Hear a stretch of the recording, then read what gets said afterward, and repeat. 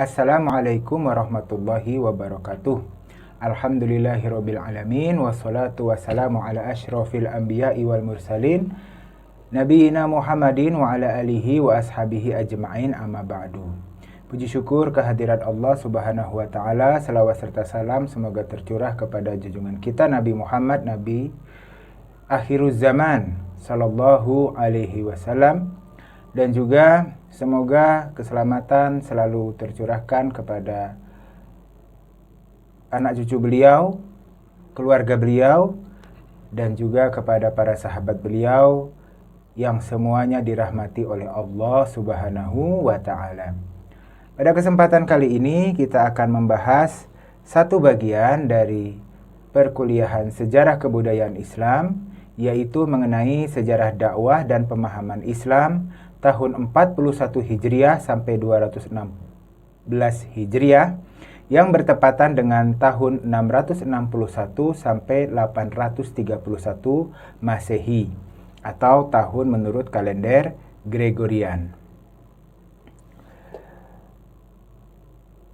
Ali bin Abi Thalib radhiyallahu anhu sebagai Khulafaur Rasyidin yang keempat itu tercatat dibunuh pada tanggal 28 Januari 661 Masehi, atau di sini kita perkenalkan istilahnya lainnya adalah AD, Anno Domini, atau CE, Centennial Era. Anno Domini digunakan dahulu ya untuk merujuk kepada tahun Masehi, yaitu berarti tahun Tuhan kami, karena memang ketika peralihan dari zaman keemasan Islam kepada zaman Eropa sentris, itu kemudian para cendekiawan itu kebanyakan dari kaum biarawan, sehingga kemudian masuklah di sana biarawan gereja begitu ya, sehingga di situ masuklah kemudian berbagai macam istilah-istilah termasuk Anno Domini, tahun Tuhan kami. Dan sekarang kemudian karena mau menjadikan peradaban ini bebas atau istilahnya sekuler begitu, maka muncul istilah baru yaitu Centennial Era ya. Kalau istilah sebelum Masehi dulu disebut sebagai Before Christ, BC ya. Tapi sekarang istilahnya adalah BCE, Before Centennial Era ya, sebelum masa sekarang ya, masa yang sudah tertulis. Atau kalau dalam penanggalan Hijriah, Ali bin Abi Thalib radhiyallahu anhu wafat pada tahun 40 Hijriah 19 Ramadan. Subhanallah, pada bulan Ramadan, di akhir Ramadan. Kalau kata para penceramah itu adalah saat dibukanya pintu maghfirah. Intinya adalah bulan Ramadan, bulan maghfirah, bulan banyak amalan, dan Ali bin Abi Thalib wafat pada bulan yang baik. Subhanallah. Kemudian Hasan bin Ali radhiyallahu anhu dibaiat oleh penduduk Kufah menjadi khalifah, karena memang penduduk Kufah banyak yang mendukung Hasan ya radhiyallahu anhu. Namun pada bulan Rabiul Awal 41 Hijriah atau Juli 662 Anno Domini atau 662 Centennial Era, atau kalau istilah Indonesia ya 662 Masehi. Nah, Masehi ini juga merujuk kepada Al-Masih ya. Al-Masih itu adalah Nabi Isa ya, kalau kita kenal, atau kalau menurut orang Kristiani adalah Yesus Kristus. Nah, memang Anno Domini ini karena dianggap 1 Masehi itu adalah 0, atau awal mula Masehi itu adalah ketika kelahiran Yesus begitu, sehingga di dalam istilah kita atau orang timur itu Masehi ya, dalam istilah Arab, atau kemudian di Indonesia kan jadi Masehi. Nah, kalau orang Barat menyebutnya dulu Anno Domini, sekarang jadi Centennial Era. Nah, kita masih menggunakan istilah Masehi. Jadi setelah Ali bin Abi Thalib wafat ya, kemudian Hasan bin Ali dibaiat, tetapi memang pembaiatannya itu tidak diikuti oleh seluruh orang, Karena kelompok Muawiyah masih menuntut adanya kisos terhadap pembunuh-pembunuh Utsman, yang mana termasuk di antara kelompok yang berdemo ya, tetapi belum terbukti membunuh itu, tapi ikut dalam kemudian rombongan yang datang dari daerah Kufah dan Fustat itu. Ada juga yang ikut mendukung Ali. Nah, ini kemudian menjadi sumber juga kecurigaan. Sehingga waktu itu tidak ikut berbaiat. Akhirnya Hasan bin Ali radhiyallahu anhu mengalah dan membaiat Muawiyah dengan syarat itu Muawiyah kemudian mengikuti syariat Islam dalam memerintah dan juga tidak menunjuk perwakilannya, tidak menunjuk keturunannya untuk menjadi khalifah. Nah, ini juga sebuah hal yang sudah diisyaratkan oleh Nabi Muhammad SAW ya.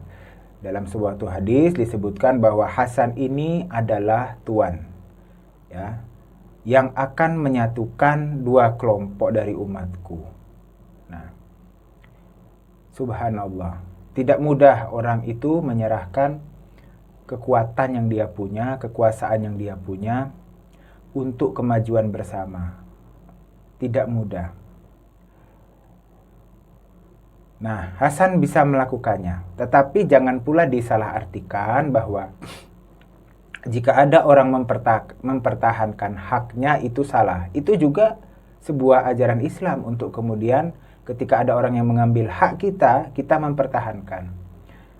Tetapi juga ajaran Islam ketika kemudian kita merasa pengorbanan kita itu adalah untuk kemaslahatan umat, kita melakukan pengorbanan. Mudah-mudahan Allah Subhanahu wa taala menerima pengorbanan Hasan. Insya Allah diterima. Karena tidak seperti kita ini ya. Jadi ketika membicarakan Hasan, Husain, kita perlu hati-hati. Mereka lebih mulia jauh daripada kita ini. Subhanallah. Nah, kemudian ini adalah akhirnya persatuan umat, di mana kemudian khilafah itu dipegang oleh satu. Walaupun menurut Syiah, imam itu tetap Hasan, ya. Nah, ketika Hasan wafat, kemudian diberikan atau jatuh kepada Husain.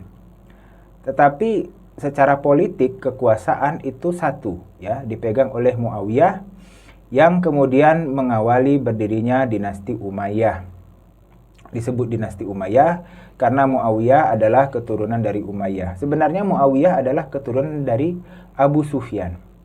Tetapi Bani atau kelompok klan yang kemudian waktu itu terjadi di Mekah adalah klan Bani Umayyah.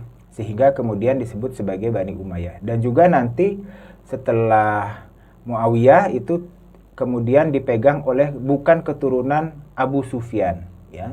Bukan keturunan Abu Sufyan, tetapi masih klan Bani Umayyah. Nah, periode ini, kalau dalam penggolongan periodisasi sejarah kebudayaan Islam, bisa digolongkan masih masuk ke dalam masa klasik zaman keemasan dalam fase ekspansi, yaitu tahun 650 sampai 1000 Masehi. Kemarin atau pada kesempatan lain sudah kita bahas juga bahwa dalam pembahasan sejarah itu ada periodisasi, dan dalam pembahasan sejarah Islam ada banyak periodisasi. Nah, salah satu periodisasi menggolongkan atau memasukkan periode-periode tahun ini, yaitu tahun 40 Hijriah sampai 200-an lebih Hijriah ini sebagai zaman klasik atau zaman keemasan di mana fase ekspansi. Atau dalam penggolongan lain masuk juga kepada periode awal, di mana penggolongan ini menggolongkan abad 7 sampai 12 Masehi sebagai periode awal. Atau dalam periodisasi dinasti masuk ke dalam masa dinasti Umayyah, yaitu 661 sampai 749 Masehi. Juga kemudian bisa masuk ke dalam masa Bani Abbasiyah pertama, ya, yaitu hingga tahun 847 Masehi.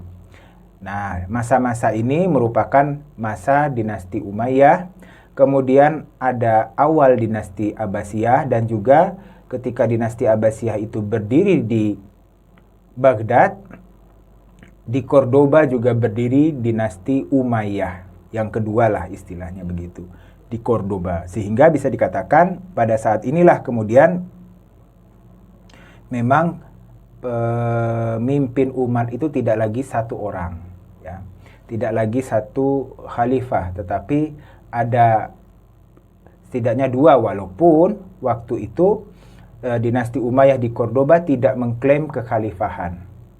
Tetapi kita juga bisa lihat bahwa setidaknya Syiah itu juga memiliki imam-imam mereka sendiri, ya. Dan juga pada masa ini orang-orang Khawarij juga sudah jelas melepaskan diri dari pemerintahan yang dipegang oleh khalifah. Adapun pada masa-masa ini kita bisa lihat bahwa kekuasaan Islam itu seperti yang ditunjukkan pada bagian warna kuning, itu sudah sampai ke lembah Indus, begitu, sungai Indus di India, ya kan. Kemarin di masa khalifah itu sudah sampai dekat Baluchistan, ini meluas lagi. Di masa Umayyah sampai ke lembah Indus. Kemudian di masa khalifah atau Khulafa Ar-Rasyidin itu sampai Mesir, ini meluas bahkan sampai ke Spanyol. Ya, sedangkan yang di arah utara itu masih terbatas sampai ke daerah Armenia. Dengan wilayah seluas ini, maka bisa kita lihat di sini adalah peta persebaran agama-agama, begitu, khususnya di Timur Tengah dan juga di daerah India, bahwa kemudian masyarakat Muslim ini menghadapi atau bersentuhan dengan kelompok-kelompok Kristen, kemudian juga ada dari Persia itu Majusi, ya, walaupun sudah bergumul atau istilahnya bersentuhan, berkompetisi dengan agama Majusi, tetapi dan juga wilayah Persia ini juga sudah dikuasai oleh Muslim, tetapi agama Majusi tetap ada, begitu ya, dan ikut berkompetisi, ikut bertemu, berjumpa lah, begitu, berdebat di masyarakat Islam. Kemudian juga ada menghadapi India, ya, agama Hindu dan agama Buddha tentunya. Nah, kita bisa jelaskan bahwa dari segi bangsa-bangsa, bangsa yang dihadapi juga banyak.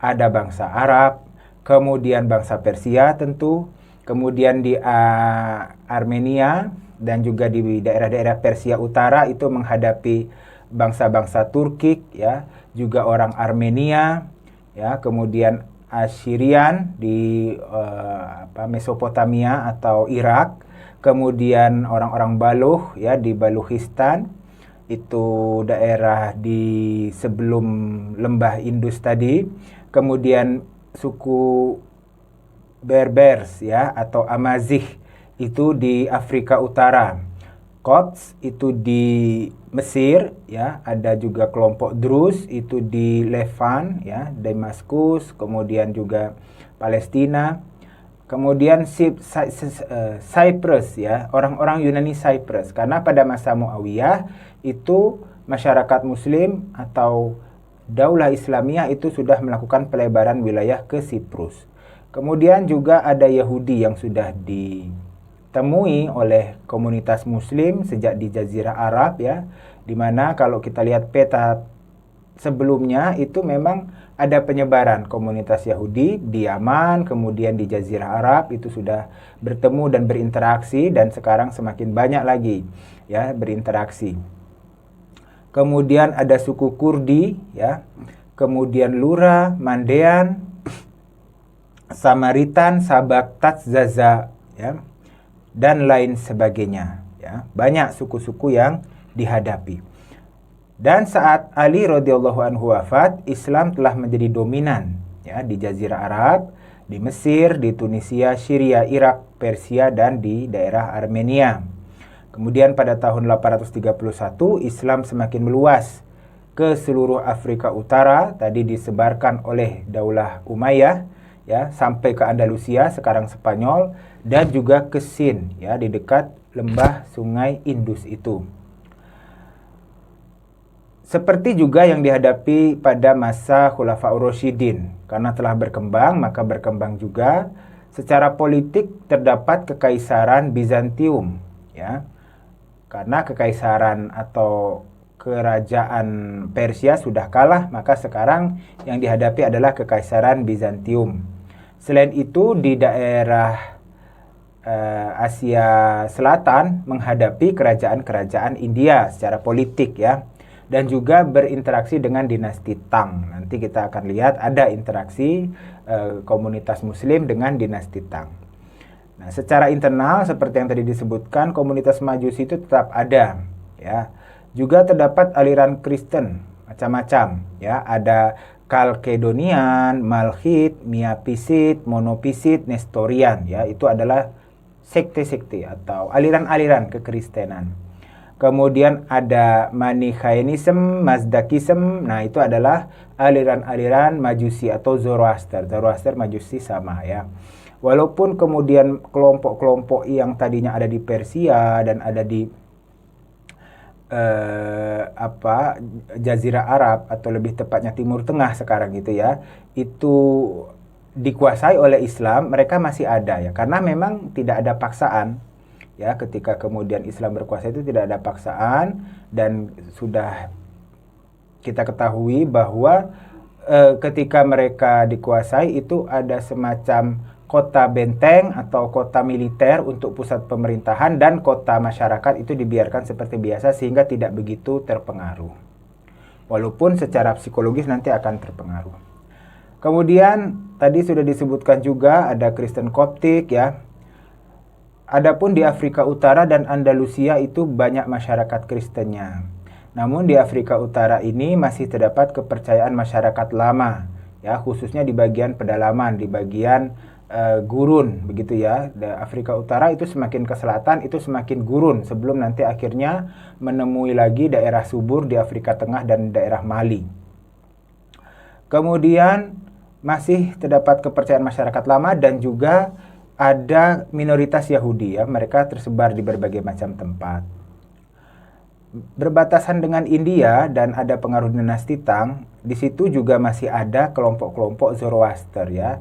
Jadi di Afghanistan, kemudian masuk ke perbatasan dinasti Tang, perbatasan dengan Asia Selatan India, itu masih ada pengaruh Zoroaster. Selain itu juga tentu kita tahu di India itu mayoritas adalah Hindu ya, dan juga ada pengaruh Buddha. Terdapat juga minoritas Yahudi dan juga aliran Jainisme yang ditemui. Secara sosiologi, kelompok masyarakat secara internal dan di perbatasan juga berbeda-beda ya. Tadi sudah disebutkan ada Amazigh, ada suku lain lagi yaitu Nubia, dan kemudian ada Goths ya di Spanyol ya. Kemudian ada berbagai macam suku, dan itu juga semuanya dengan kondisi demografis dan geografis yang beragam. Ketika menghadapi kondisi yang beragam ini, maka kaum muslimin juga bersentuhan dengan berbagai macam pemikiran yang beragam. Sehingga muncul pemikiran-pemikiran yang tidak mainstream begitu ya, dan mungkin bisa mengarah kepada kesesatan. Maka muncul istilah mulhid dan juga zindik. Mulhid ini yaitu untuk merujuk kepada orang yang sesat atau bahkan mungkin tidak percaya kepada Tuhan ya, dan juga kepada orang-orang kafir. Nah, ini berdasar dari terminologi Arab juga ya, ilhad begitu ya, yang juga ada di dalam Al-Qur'an. Pada masa Umayyah, kata mulhid ini untuk merujuk kepada orang yang melenceng dari umat dan memberontak terhadap khalifah ya. Dan pada masa Abbasiyah mulai disebut untuk menggunakan atau untuk orang yang menyimpang, melakukan bid'ah, misalnya saja Dariyun ya, orang yang menganut materialisme, atau orang yang mempertanyakan segala sesuatu, skeptisisme ya, dan ateisme. Kita tahu bahwa di zaman Abbasiyah itu banyak masuk pengaruh-pengaruh filsafat ya, karena selain pemerintahan Abbasiyah itu melakukan proses penerjemahan buku-buku, karena ternyata khalifah-khalifahnya termasuk terutama yang di awal-awal itu adalah orang-orang intelektual begitu, mereka menerjemahkan buku-buku dari buku-buku Yunani begitu ya. Dan juga wilayah Islam juga saat itu sudah meliputi wilayah-wilayah pusat filsafat begitu ya. Ada Alexandria, ada Palmyra begitu. Kemudian juga istana-istana Persia, tentu di situ ada diskusi-diskusi keilmuan. Adapun zindik itu juga sebenarnya hampir mirip ya, digunakan untuk menyebut orang yang melaksanakan perbuatan yang dianggap keagamaan padahal di luar ajaran agama, atau bisa disebut pelaku bid'ah heretik. Ini merujuk kepada para ateis, agnostik ya, orang yang mengatakan ada Tuhan tetapi tidak bisa memastikan Tuhannya seperti apa. Kemudian gnosis, orang yang percaya bahwa ada Tuhan yang baik dan Tuhan yang buruk. Nah. Kemudian ada Manichaean ya. Itu aliran di dalam Zoroaster yang kemudian pada saat Islam menyebar di Persia itu juga sedang banyak, dan mereka ini terbiasa dengan diskusi-diskusi ilmiah ya. Sebenarnya zindik ini berasal dari terminologi Persia yang digunakan Kekaisaran Sasanian ya, Kekaisaran Persia waktu itu untuk merendahkan pengikut Manichaean atau pengikut Nabi Mani ya, orang aliran di dalam Majusi ya.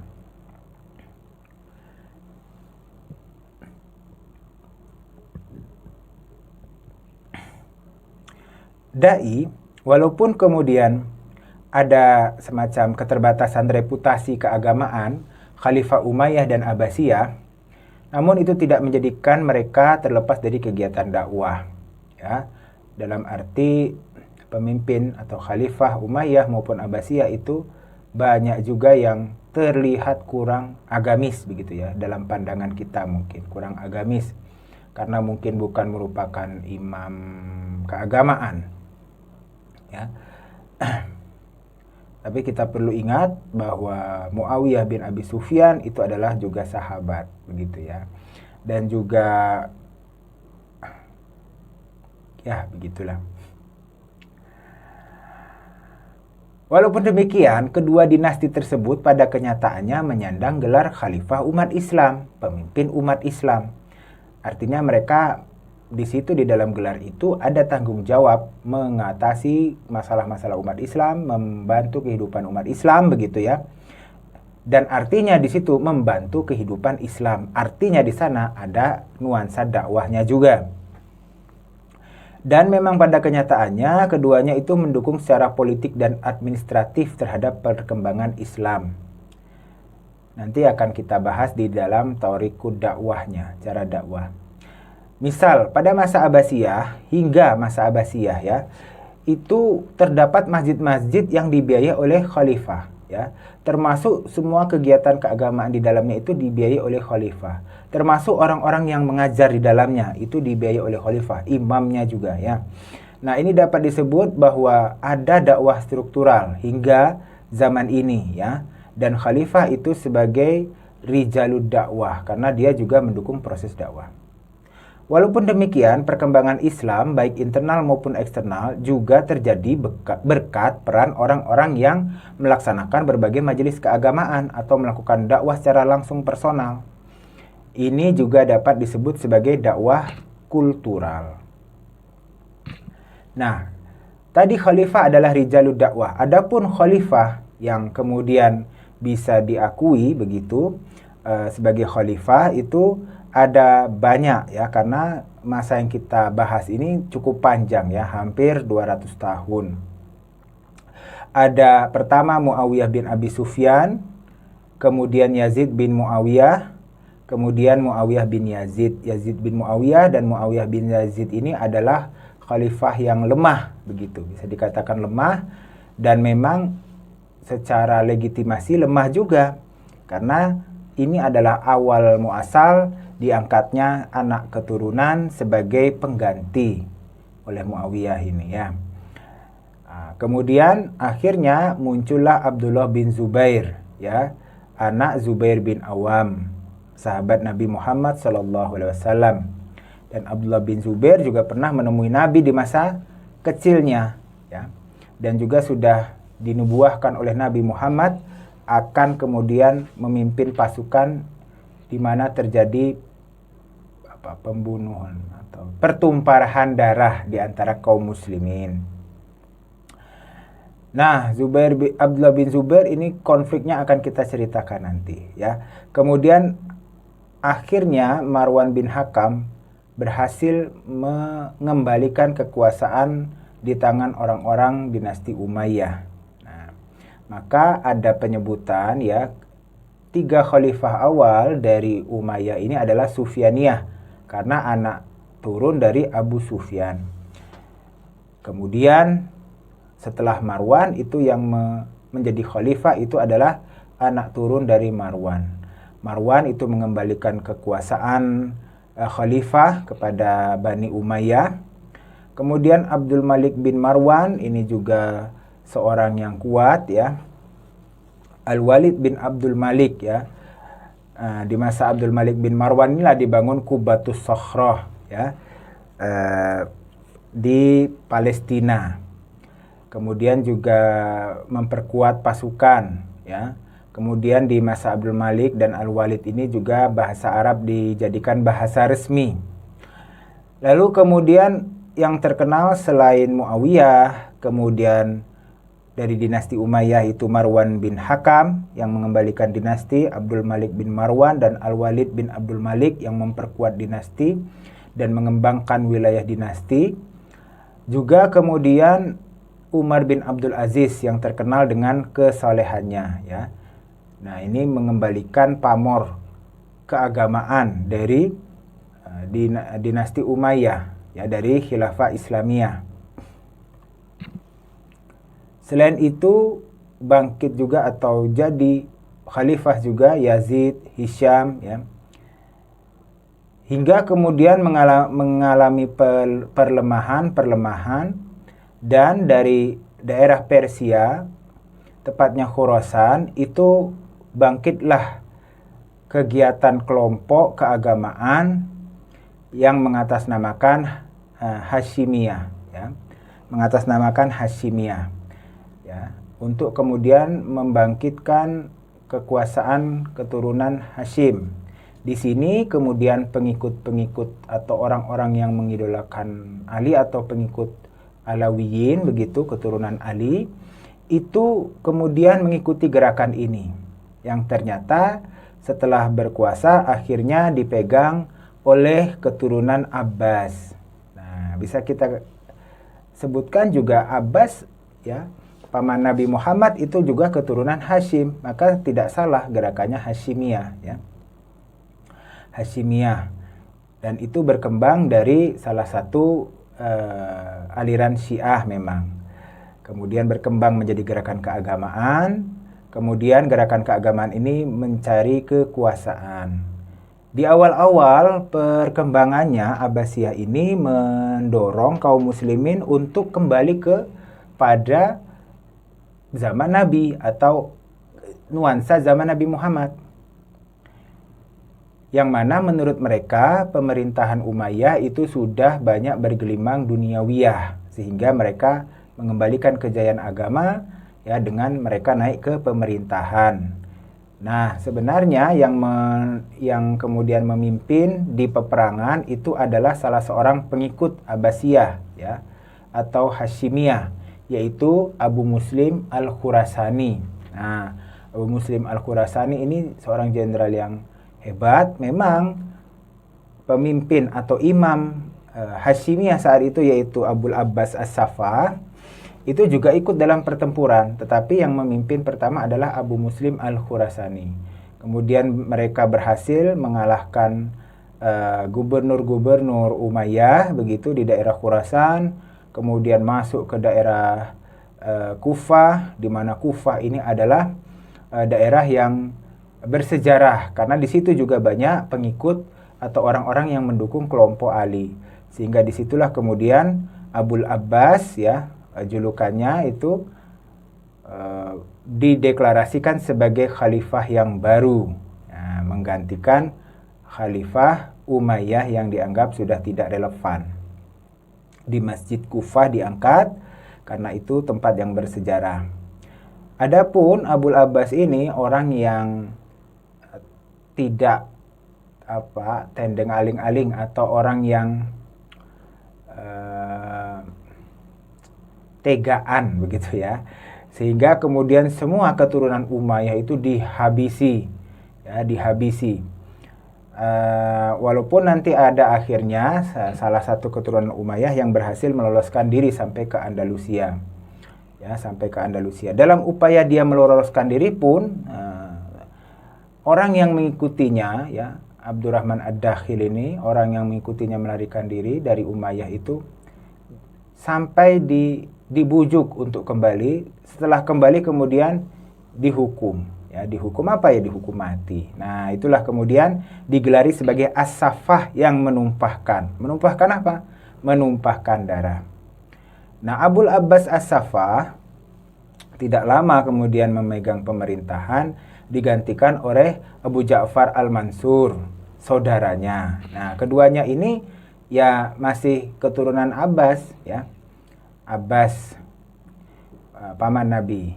Nah, kemudian Abu Ja'far al-Mansur ini mulai merumuskan pembangunan kota Madinatus Salam, ya, yang akan direncanakan menjadi pusat pemerintahan yang kemudian nanti akan berkembang menjadi Baghdad.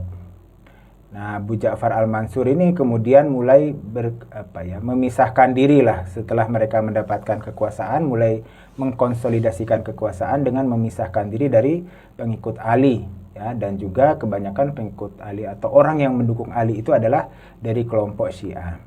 Maka dilakukan juga penekanan-penekanan terhadap Syiah dan juga penekanan-penekanan terhadap ulama-ulama yang dianggap tidak sejalan dengan khalifah. Kemudian berganti dengan Khalifah Al-Mahdi, ya. Kemudian Al-Mahdi berganti dengan Al-Hadi, kemudian Al-Hadi berganti dengan Harun Al-Rashid. Nah, jadi kita lihat khalifah-khalifah Abbasiyah ini banyak menggunakan gelar al gitu ya. Yang mana Harun Al-Rashid yang kita bahas ini adalah orang yang dianggap sebagai masa keemasan Islam. Sebenarnya masa keemasan yang dimaksud itu adalah memang khalifah itu masih berpegang kepada ajaran Ahlus Sunnah wal Jamaah begitu, tidak mengikuti ajaran yang aneh-aneh lah seperti itu ya. Dan juga terjadi kegemilangan di mana kemudian wilayah Islam itu atau wilayah khalifah itu luas, kemudian juga dia bisa mengalahkan Kaisar Bizantium dalam berbagai macam peperangan. Artinya marwahnya sebagai khalifah itu ada sehingga kekuasaan khalifah itu terlihat. Di sini kemudian dia dianggap sebagai masa keemasan begitu ya. Kemudian Baghdad juga suasananya aman, damai.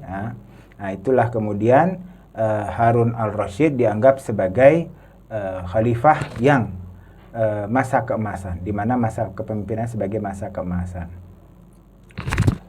Harun al-Rashid itu juga kemudian dibarengi pada zamannya itu sudah ada Amir-Amir Umayyah ya di Cordoba, diawali dengan Abdurrahman I, Abdurrahman Ad-Dakhil ya. Ad-Dakhil itu orang yang berhasil masuk ya, yang kemudian sampai ke Andalusia itu di saat Andalusia itu sebenarnya sedang konflik ya. Konflik antara gubernur, orang yang memegang kekuasaan, keuangan dengan orang yang jenderal begitu ya, keluarga yang memimpin militer. Akhirnya dia masuk dan berhasil kemudian mendapatkan dukungan sehingga menjadi amir waktu itu ya. Belum ada dokumentasi yang menyebutkan bahwa dia mengaku sebagai khalifah. Nah, Harun al-Rashid ini menunjuk anaknya ya, Al-Amin untuk menjadi khalifah dan Al-Ma'mun untuk menjadi pangeran mahkota ya, putra mahkota. Tetapi ada perselisihan antara Al-Ma'mun dan Al-Amin. Ini ya disebabkan juga salah satunya oleh majelis atau orang-orang yang ada di sekitarnya ya, mendorong dalam arti memisahkan, membawa atau menganggap semua langkah-langkah mereka itu adalah langkah-langkah permusuhan. Al-Amin melakukan A, penasihat Al-Ma'mun mengatakan itu adalah permusuhan, kamu harus melawan, begitu. Nah, ini menunjukkan kita perlu hati-hati. Dan juga dalam menilai pemimpin, kita juga perlu menilai lingkungannya. Bisa jadi langkah-langkah yang diambil pemimpin itu karena dorongan dari lingkungannya. Ya. Walaupun harus disadari, setiap keputusan ya adalah tanggung jawab orang yang mengambil keputusan. Akhirnya terjadilah pertempuran, ya, di mana Al-Amin ini didukung oleh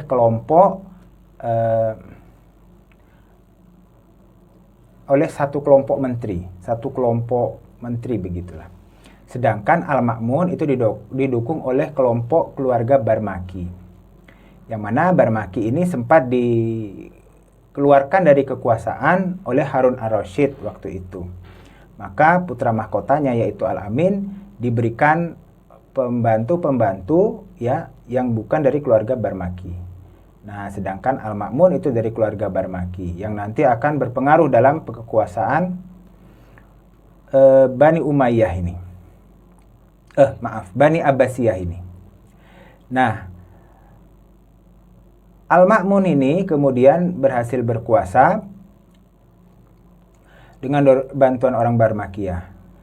Dan banyak langkah-langkahnya yang menarik begitu ya. Di antaranya adalah menjadikan salah satu orang yang dianggap sebagai imam oleh kelompok Syiah atau kelompok pendukung Ali itu sebagai putra mahkota, yaitu Ali Ar-Ridho.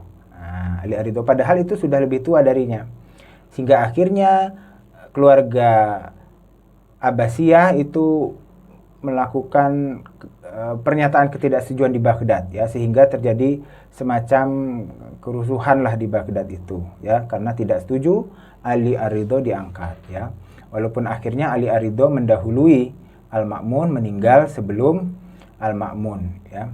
Kemudian Al-Ma'mun ini juga nantinya akan menjadi orang yang melaksanakan al-mihnah atau penetapan bahwa Al-Quran itu makhluk. Jadi banyak di antara pegawai-pegawai atau majelisnya, orang-orang wizarohnya, orang-orang yang membantunya dalam pemerintahan itu adalah orang-orang Mu'tazilah. Yang mana orang-orang Mu'tazilah ini banyak mengutamakan logika, nanti akan kita bahas. Dan akhirnya dia terpengaruh dan menetapkan bahwa Al-Quran itu adalah makhluk, dan semua orang yang mengajar di masjid harus menyatakan Al-Quran itu makhluk, termasuk yang akan terkena itu nantinya adalah Imam Ahmad bin Hanbal rahimahullah. Nah, itu tadi adalah khalifah-khalifah yang bergerak di ranah struktural, ya, dakwah struktural. Adapun dalam tataran individual juga banyak terdapat individu-individu yang aktif berdakwah, dan bisa disebutkan bahwa zaman-zaman ini adalah zaman-zaman banyak terdapat ulama-ulama, imam-imam besar umat Islam ya. Dalam tataran individual itu ada para sahabat, misalnya Nu'man bin Bashir bin Sa'id al-Ansari, kemudian ada Abu Musa al-Ash'ari ya. Kemudian ada Abdullah bin Umar bin Khattab, pada masa-masa ini masih hidup ya, di awal-awal. Kemudian ada Abdullah bin Abbas, ya, Abdullah bin Umar dan Abdullah bin Abbas ini adalah para sahabat yang dianggap sebagai ulama. Kemudian Abdullah bin Ja'far bin Abu Thalib, ya, yang kemudian di sini dia menjadi pendukung Ali dan juga keturunannya, karena memang masih dari keturunan Bani Hashim ya, masih saudara. Kemudian dari keluarga Nabi Muhammad sendiri juga tidak lepas dari dinamika umat. Ada Hasan bin Ali yang kita tahu ya, di awal pemerintahan Muawiyah itu ada dua kepemimpinan, satu di Hasan bin Ali, yang kemudian Hasan bin Ali itu menyerahkan ya, atau berbaiat kepada Muawiyah, yang mana itu diikuti oleh adiknya yaitu Husain bin Ali ya. Mereka ini Hasan bin Ali, Husain bin Ali itu adalah pemimpin umat ya. Dan Hasan bin Ali itu dideklarasikan oleh Rasulullah akan mendamaikan umat Islam, dan betul ya, terjadi betul, dia mendamaikan umat Islam. Keduanya adalah termasuk ahlul bait Rasulullah ya. Ahlul bait itu siapa? Ahlul bait itu ya keluarga Ali dan juga keluarga Abbas ya. Itu juga termasuk ya besar. Ahlul bait itu besar, tidak hanya kemudian keturunan Ali bin Abi Thalib. Nah, ada juga istilah ahlul kisah ya. Ini kisahnya katanya bahwa keluarga Nabi itu ada yang berselimut bersama Nabi, masuk dalam satu selimut ya, dan siap mengikuti mubahalah. Nah, kalau ini memang hanya kemudian keluarga Ali bin Abi Thalib dan Fatimah Zahra ya, yaitu Fatimah, Ali, Hasan dan Husain menjadi ahlul kisah. Dalam pemikiran Syiah, Husain ini adalah imam ketiga karena imam keduanya adalah Hasan. Walaupun tidak semua, ada juga kelompok Syiah yang menganggap Hasan itu adalah imam peralihan ya, yang menjadi pembawa sementara imamah untuk kemudian diserahkan kepada Husain. Karena memang setelah wafatnya Ali bin Abi Thalib ya, Hasan itu memegang kepemimpinan khilafah itu hanya setahun tadi, sudah dijelaskan. Kemudian ada juga yang aktif dalam kegiatan kemasyarakatan yaitu Ali bin Al-Husain ya, yang disebut sebagai Al-Sajjad atau Ali Zainal Abidin.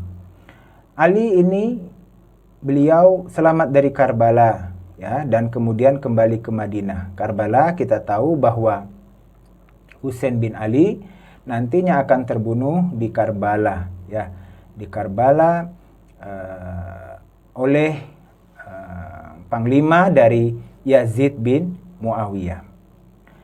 Di Madinah kemudian Ali bin Husain ya, Ali Zainal Abidin begitu, itu mendalami agama ya. Dan dia juga dianggap imam ya oleh sebagian Syiah. Kenapa sebagian? Ya, karena ada juga Syiah nanti yang akan kita jelaskan itu menganggap bahwa imam setelah Ali itu adalah Muhammad Al-Hanafiyah ya, anak Ali bin Abi Thalib dari istri dari keluarga Al-Hanafiyah begitu. Maka dinamakan Muhammad Al-Hanafiyah. Nah, adapun yang menganggap imam berarti imam keempat setelah Husain bin Ali ya. Walaupun demikian sebenarnya Ali Zainal Abidin ini fokus kepada kegiatan agama dan tidak kemudian terlibat dalam kegiatan politik. Bahkan dalam berbagai kisah itu disebutkan dia bersahabat dengan Marwan bin Hakam. Marwan bin Hakam kita tahu akhirnya menjadi khalifah dari Bani Umayyah. Bahkan disebutkan dalam kisah itu Ali Zainal Abidin ini sempat menyembunyikan Marwan bin Hakam saat Marwan bin Hakam terdesak. Jadi nanti akan dijelaskan bahwa Marwan ini terdesak sebagai Bani Umayyah, terdesak oleh kekuatan Abdullah bin Zubair ya, yang kemudian mendaku atau mengakui dirinya sebagai khalifah setelah Muawiyah ya, karena tidak sepakat dengan Muawiyah menyerahkan kekuasaan kepada Yazid. Nah, setelah wafatnya Ali Zainal Abidin, sebagian pengikutnya mengangkat anak beliau yaitu Muhammad Al-Baqir menjadi imam. Sebagian lagi mengangkat Zaid bin Husain, saudara dari Ali bin Husain ini untuk menjadi imam. Di sini memang disebutkan bahwa diangkat menjadi imam, tetapi tidak mesti kemudian ketika orang itu diangkat menjadi imam itu atas keredoannya. Maksudnya adalah kita perlu paham juga bahwa Ali bin Husain, Husain bin Ali ya, kemudian Hasan bin Ali, Ali bin Abi Thalib itu juga adalah tokoh bagi semua umat Islam. Ya, bukan hanya kemudian oh ini imam Syiah, bukan. Memang orang Syiah mengaku itu sebagai imamnya, tetapi kita perlu katakan itu juga imam bagi orang Sunni dalam arti pemimpin ya, pemimpin keagamaan. Kita punya Imam Syafi'i, kita punya Imam Hambali, Imam Hanafi. Maka Husain bin Ali, Hasan bin Ali itu juga imam kita ya. Kemudian Ali bin Husain, ya, Ali Zainal Abidin, itu juga imam kita. Dalam arti bahwa tidak bisa satu kelompok itu memonopoli ketokohan mereka, begitu ya. Mereka sebagai zuriyah Nabi Muhammad, keturunan Nabi Muhammad, keluarga Nabi Muhammad, itu memiliki keistimewaan bagi semua umat Nabi Muhammad.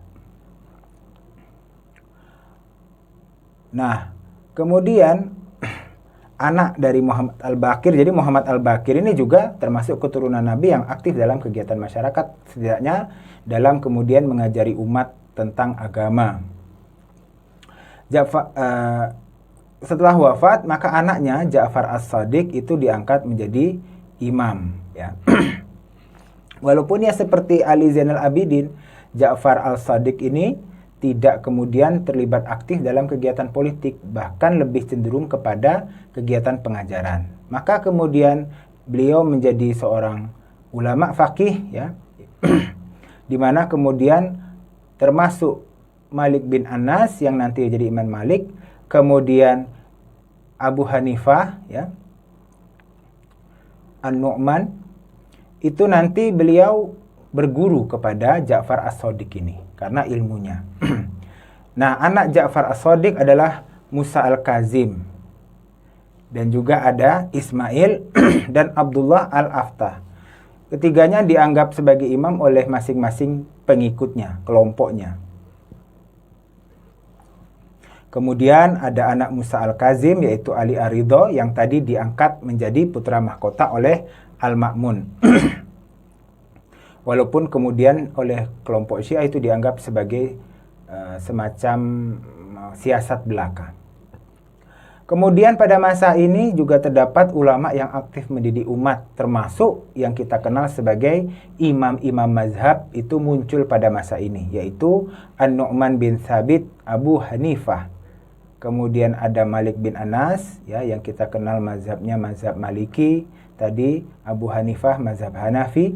Kemudian Ahmad bin Hambal yang menjadi korban dari al-mihnah atau pemaksaan deklarasi bahwa Al-Quran itu makhluk, ya, oleh Khalifah Al-Ma'mun, ya, yang kemudian dikenal sebagai mazhab Hambali, imam mazhab Hambali.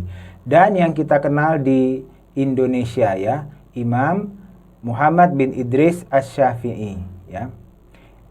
Kemudian ada juga sebenarnya Imam As-Sawri yang juga sebenarnya beliau itu mendirikan atau memiliki mazhab, ya. Murid-muridnya itu kemudian menyatakan beliau memiliki mazhab. Kemudian ada Hasan bin Abu Hasan Yasar Al-Basri yang kita kenal sebagai Hasan Al-Basri. Masih banyak, ya, ulama-ulama lainnya yang kemudian melaksanakan dakwah. Nah, lalu bagaimanakah cara dakwah? Tadi kita sudah sebutkan ada struktural, ada kemudian secara kultural, ya. Nah, secara detail itu bisa kita sebutkan bahwa penguasaan, secara struktural penguasaan kaum muslimin terhadap suatu wilayah itu mau tidak mau menjadikan agama Islam itu menarik bagi orang-orang yang ditaklukkannya. Bagaimanapun juga orang yang menaklukkan itu menjadi terlihat lebih mulia dibanding atau dalam mata orang yang ditaklukkan. Kemudian juga dengan masuk Islam mungkin diharapkan mendapatkan keuntungan-keuntungan, begitu ya. Ya. Jadi secara sosiologis dan psikologis ada ketertarikan masyarakat. Kemudian para sahabat terus, ya, dari zaman Khulafaur Rasyidin itu mereka mengadakan majelis, ya. Bahkan dari zaman Nabi ada beberapa yang diutus untuk mengajar, begitu. Nah, sampai zaman sekarang, zaman yang kita bahas ini, mereka memiliki majelis-majelis, ya. Dan murid-murid mereka pun juga akhirnya menjadi imam-imam, ya, yang kita sebutkan tadi, Imam Abu Hanifah, Imam Malik itu juga belajar kepada para sahabat atau belajar kepada murid para sahabat itu tadi. Sehingga dengan adanya majelis-majelis itu kajian keislaman berkembang. secara kolektif akhirnya muncul bidang-bidang pembahasan keislaman, ya. Ada pembicaraan mengenai teologis, kemudian muncul pembahasan mengenai tasawuf dengan adanya pengaruh dari luar. Kemudian juga ada pembahasan mengenai filsafat, ya. Al-Quran dibahas hingga akhirnya ada hukum fikih, ya. Ada pembahasan tentang akhlak, ada pembahasan tentang akidah, kemudian ada pembahasan tentang hadis Nabi, ya.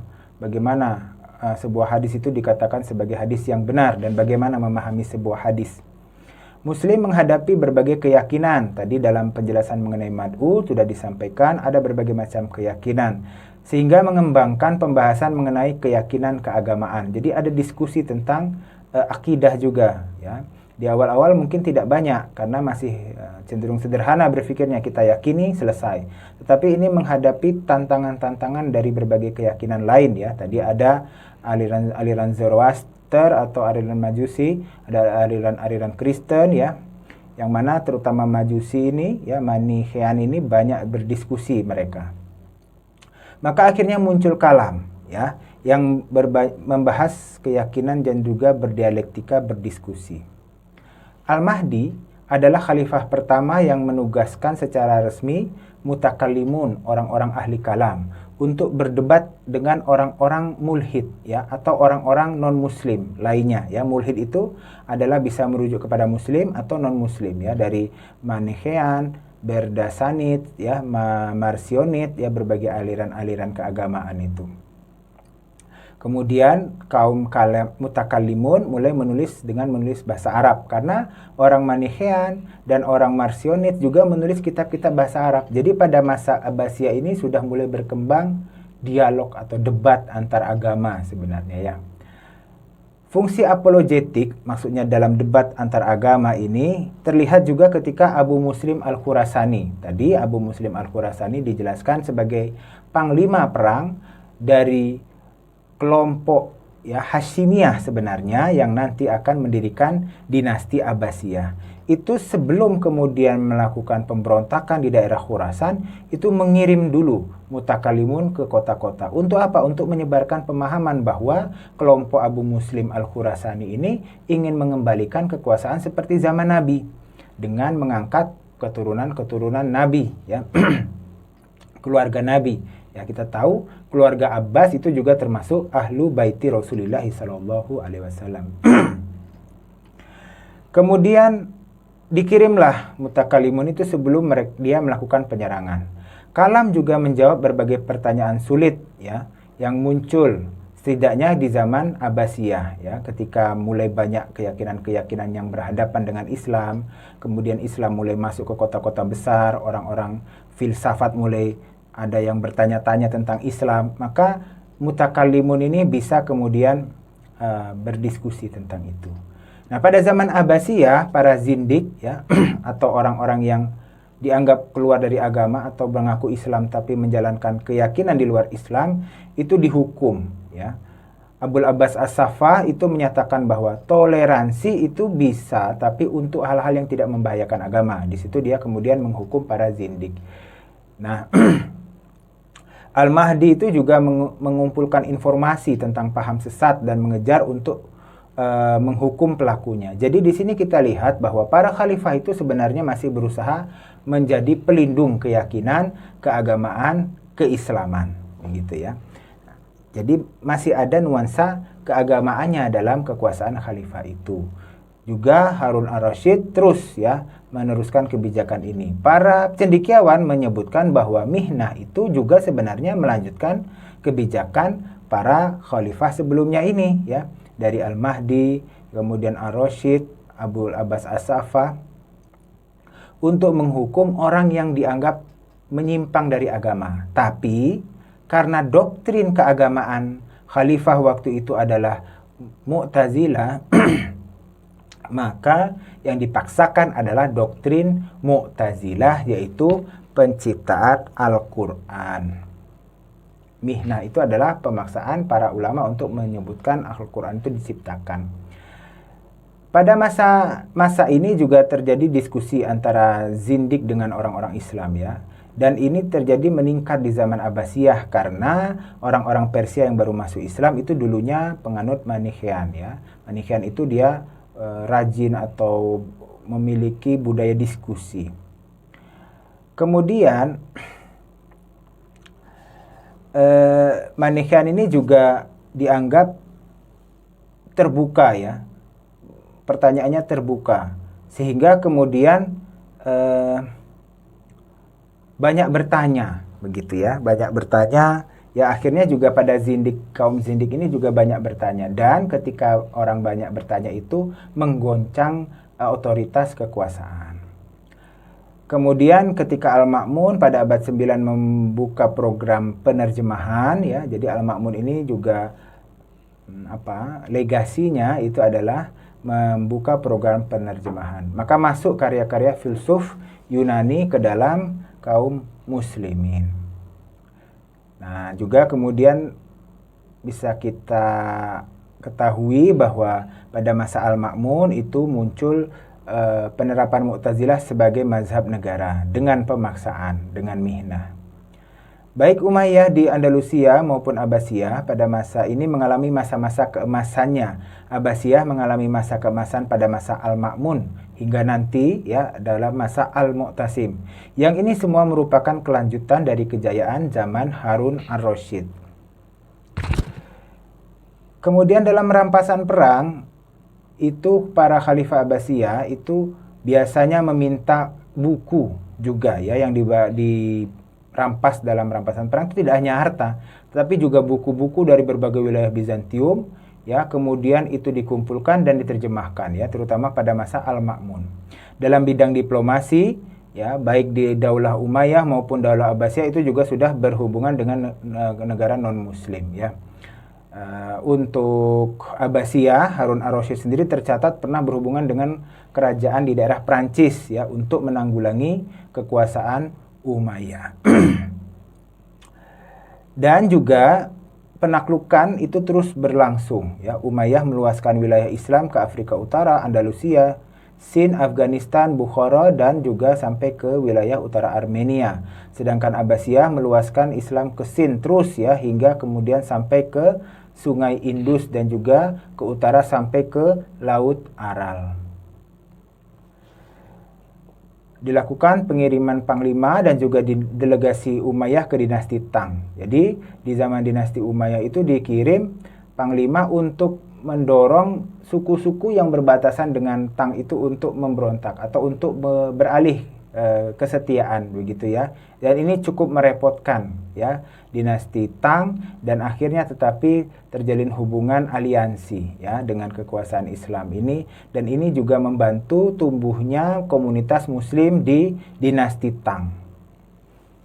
Ya, jadi dengan adanya aliansi ini, komunitas muslim di dinasti Tang tidak diganggu ya, dan muncul komunitas muslim dari komunitas perdagangan di dinasti Tang.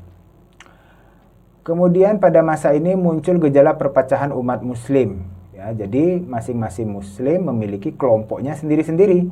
Ada kelompok yang mendukung Syiah, ada kelompok mutakalimin ya, ada nanti kelompok yang cenderung kepada Nas, dan masing-masing itu berdakwah kepada pemahaman kelompoknya sendiri. Muncul fenomena keterkaitan dakwah dengan gerakan politis ya, misalnya kelompok Hashimiyah ya, yang tadinya itu dari Syiah Kaisaniyah berkembang menjadi Hashimiyah begitu, kemudian akhirnya menjadi Abbasiyah yang berhasil mendirikan kekuasaan. Dan juga berbagai gerakan Syiah, masing-masing itu melakukan dakwah ya, juga termasuk Khawarij melakukan cara-caranya sendiri untuk meluaskan pengaruhnya di kalangan umat Islam ataupun meluaskan pengaruhnya di kaum non-muslim. Kemudian dalam hal hubungan sesama muslim, dakwah individual tetap ada ya, majelis-majelis ilmu tetap berkembang, kemudian tawasau bil haqqi tawabis sabr juga tetap berkembang. Ini juga bersumber dari ajaran Islam sendiri, di mana dakwah itu dianggap penting, menasihati kepada kebaikan. Peran khalifah sebagai pemimpin dakwah penting. Ini ya, tadi sudah disebutkan, khalifah berusaha untuk menjaga keyakinan umat. Tetapi ketika kemudian pemikiran ulama ini melenceng, maka juga yang dipaksakan, yang dijaga itu adalah keyakinan yang melenceng. Tadi contohnya adalah Al-Ma'mun dengan mihnahnya. Nah, dakwah itu juga diampu oleh para ulama, tidak hanya khalifah ya. Jadi ada dakwah kultural oleh para ulama, ada dakwah struktural. Para ulama ini juga tidak selalu diatur atau digerakkan oleh khalifah. Dia bergerak sendiri. Bahkan ketika diangkat menjadi qadhi, banyak yang tidak mau ya. Di zaman-zaman ini banyak kemudian ulama itu yang tidak mau diangkat menjadi qadhi ya. Para imam mazhab itu tidak mau diangkat menjadi qadhi ya. Imam Malik, Imam Abu Hanifah ya, bahkan pada lari ketika kemudian mau diangkat menjadi pejabat negara. Mirip dengan masa-masa sebelumnya, tantangan dakwah pada masa ini adalah terjadinya perselisihan. Pengangkatan Yazid oleh Muawiyah menjadi penggantinya melemahkan persatuan. Maka kemudian muncul peristiwa Karbala, yaitu pada tanggal 10 Oktober 680, di mana Husain bin Ali bin Abi Thalib radhiyallahu anhuma syahid menghadapi pasukan Yazid bin Muawiyah. Dan ini membuka berbagai kejadian lain. Ya, terjadi pemberontakan Tawabin, pemberontakan Mukhtar As-Saqafi, dan akhirnya nanti pemberontakan Abdullah bin Zubair. Gerakan Khawarij masih menguasai jazirah bagian timur hingga Oman. Gerakan Mukhtar dan Tawabin merupakan kelompok pendukung Ali. Ya, jadi ini juga cukup aneh ya. Penduduk Kufah itu ketika kemudian awalnya mereka mengirimkan surat pernyataan kesetiaan kepada Husain bin Ali bin Abi Thalib. Ketika Husain bin Ali bin Abi Thalib menuju ke sana dan kemudian akan dihadang oleh gubernur Yazid, orang-orang Kufah ini tidak mengirimkan bantuan.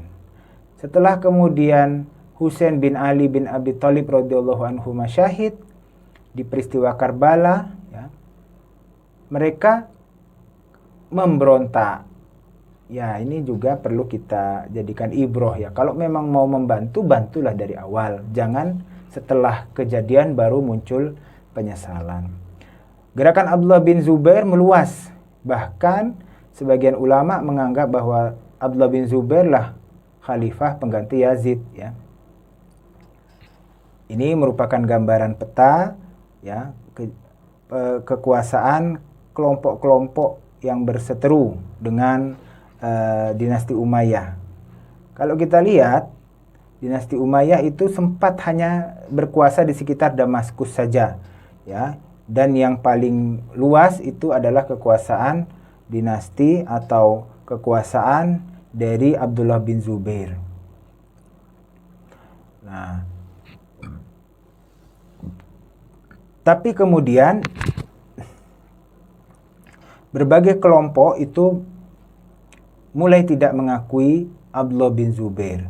Ya, misalnya Azariqah, Najdat itu adalah aliran-aliran Khawarij. Ya. Kemudian akhirnya kekuasaan Abdullah bin Zubair terbatas di daerah Hijaz hingga ke Kufah.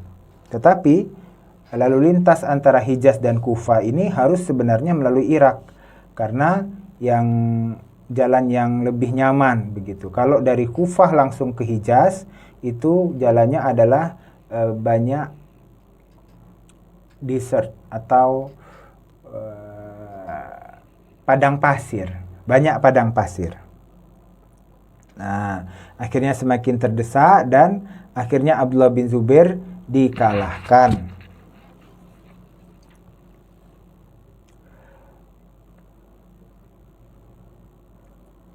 Kelompok Mukhtar As-Saqafi akhirnya melahirkan Kaisaniyah, ya, karena dia menganggap bahwa Muhammad Al-Hanafiyah itu adalah kemudian sedang bersembunyi. Ya, mereka mengangkat, sebagian mengangkat Abdullah bin Muhammad Al-Hanafiyah.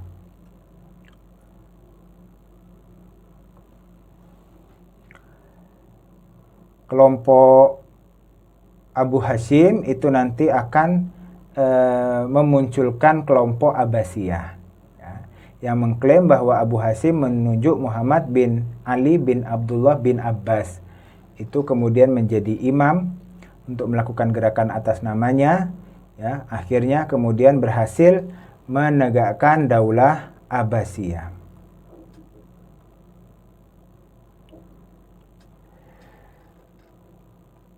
Nah, perpecahan ini terjadi ya hingga sekarang. Ini adalah gambaran kondisi kelompok-kelompok Islam sekarang ya. Di dalam Sunni pun ada kelompok-kelompok, ada kelompok Hanafi ya, itu di daerah India, kemudian di daerah Asia Tengah yang warnanya hijau ada kelompok Hambali ya. Kelompok Hambali, kelompok Maliki itu banyak di Afrika ya. Kemudian Syafi'i itu di kita Indonesia ya. Kemudian juga di wilayah Yaman, wilayah Asia Afrika Timur begitu. Kemudian di Iran itu mayoritas Syiah Ismailiyah, kemudian ada kelompok-kelompok Syiah yang lainnya ya, ada kelompok Ja'fari, kelompok Zaidi dan lain sebagainya. Ibadi itu adalah kelompok Khawarij. Nah, ini adalah kemudian bisa dilihat pembagian kelompok-kelompok Islam ya. Pada masa-masa ini kelompok Islam yang muncul itu baru kemudian kelompok Sunni ya, kemudian kelompok Syiah, kemudian kelompok Khawarij. Adapun kelompok Syiah yang sudah muncul pada masa ini adalah Ismailiyah, Ja'fariyah atau nanti yang kemudian menjadi Syiah Isna As'ari ya. Kemudian juga kelompok Zaidiyah, juga ada kelompok Kaisaniyah yang sudah hancur, musnah ya, dan kelompok-kelompok lainnya. Nah, dalam kelompok Sunni sendiri ada kelompok yang cenderung mengutamakan akal menjadi Mu'tazilah. Kemudian ada kelompok yang kembali kepada nas tetapi menggunakan akal juga, itu menjadi Ahlur Ra'yi. Dan juga ada yang kelompok mengutamakan nas.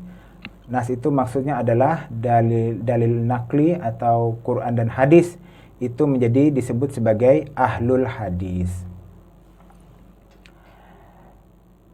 Asal muasal orang cenderung menggunakan akal ini dianggap muncul ketika tahkim Daumatul Jandal. Ada yang berpendapat demikian ya. Karena kelompok Alawi dan Mu'awiyin ya, orang-orang yang mendukung keduanya itu mencari pembenaran terhadap sikap pemimpin mereka. Tetapi ada juga yang berpendapat itu muncul di masa dari Ja'ad bin Dirham dan Jaham bin Sofwan ya.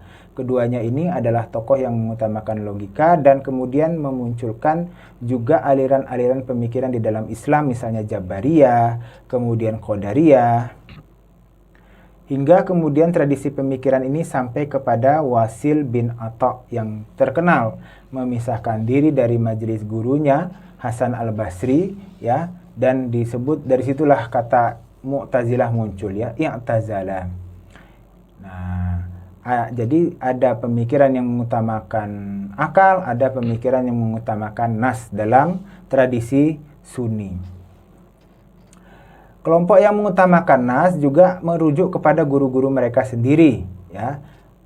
Ini wajar karena waktu itu informasi belum tersebar luas sehingga masih merujuk kepada guru-guru mereka, dan akhirnya pemahamannya cenderung berkutat di pemahaman guru mereka, dan akhirnya muncullah mazhab-mazhab karena keluasan ilmu guru-gurunya juga, dan juga tadi mereka cenderung kepada guru-guru mereka, yaitu mazhab Hanafi, Maliki, Syafi'i, Hambali, ada mazhab Zahiri, pengikut Imam Zahir, kemudian Al-Auza'i, pengikut Imam Auza'i, ada mazhab Tsauri, pengikut Sufyan Ats-Tsauri, kemudian ada Laitsi, pengikut Imam Lais, dan ada mazhab Jariri, pengikut Imam Jariri. Masih banyak lagi mazhab-mazhab lain, tapi yang tadi di peta itu dilihatkan yang masih bertahan hingga sekarang dan menjadi mayoritas itu adalah kelompok mazhab Hanafi, Maliki, Syafi'i, dan Hambali, 4 mazhab.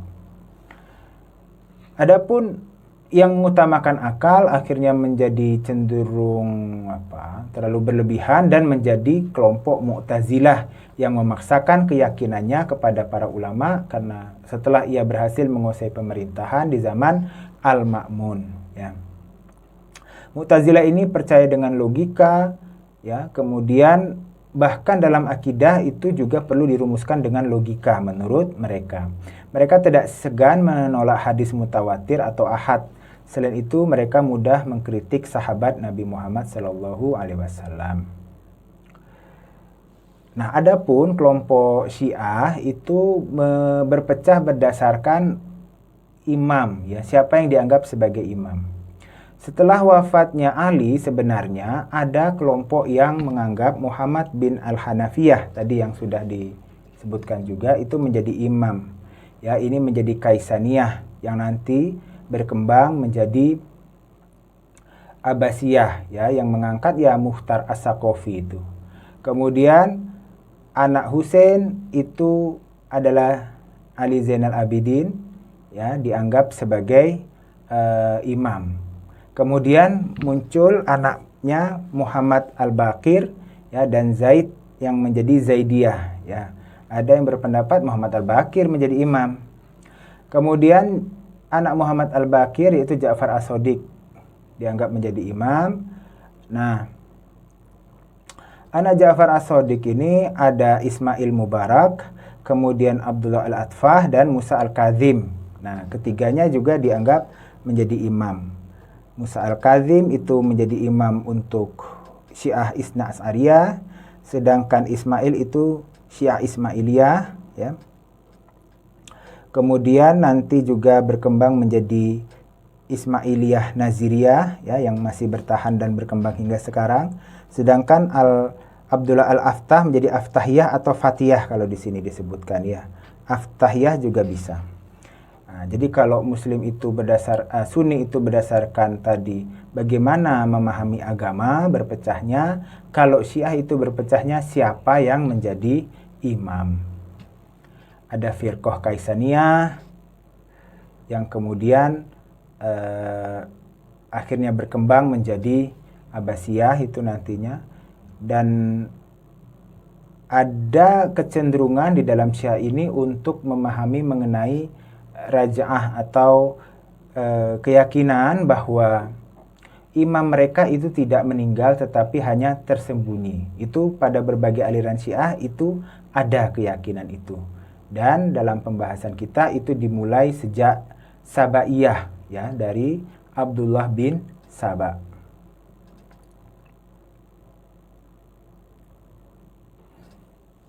Demikian pembahasan kita mengenai sejarah dakwah dan pemahaman Islam di tahun 41 sampai 216 Hijriah atau 661 sampai 831 Masehi. Mudah-mudahan bermanfaat. Mari kita tutup dengan membaca hamdalah dan doa kafaratul majlis. Alhamdulillahirabbil alamin. Subhanakallahumma wa bihamdika asyhadu an la ilaha illa anta astaghfiruka wa atubu ilaika. Mohon maaf atas segala kesalahan. Wassalamualaikum warahmatullahi wabarakatuh.